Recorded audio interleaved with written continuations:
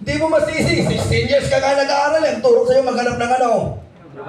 Oh, magulang, ganun din mag-mindset. Galing na magulang mag-mindset eh. Anak, mag-aral ka ng mabuti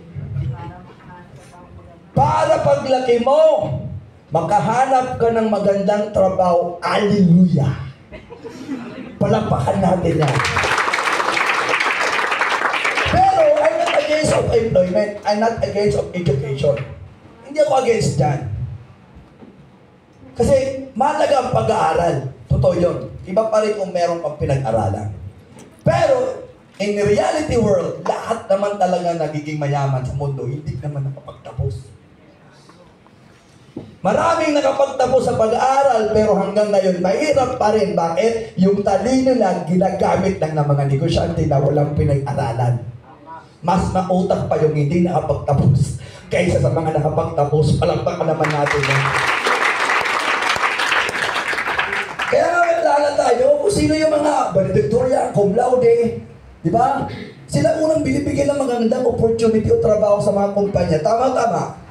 Kasi sila ang makakatulong sa kumpanya. Matalino eh.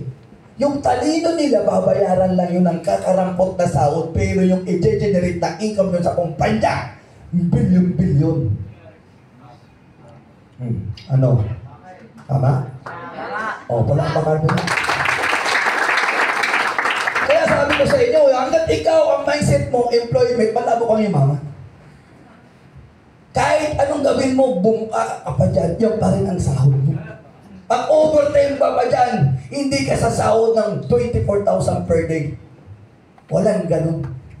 Pero sa taong elevate, karirin mo to. Kaya ang iba, bakit yung iba kinakarir to? Kasi alam nila, walang pagyaman sa employment. Kaso yung iba, hindi nila ito kinakarir kasi hindi nila naunawaan. Akala nila pag empleyado ka, okay ka na. Walang ganun. Kahit anong yung amo talaga yan. Yan talaga ang kumikita ng malaki. Diba? O, ito pa. Bakit mahirap tayo? TV. Hello? Hi! Kaya mahirap tayo kasi mahilig tayo manood ng TV. Ang malupit, telenovela. Ang malupit, puro drama. Ang malupit, puro balita.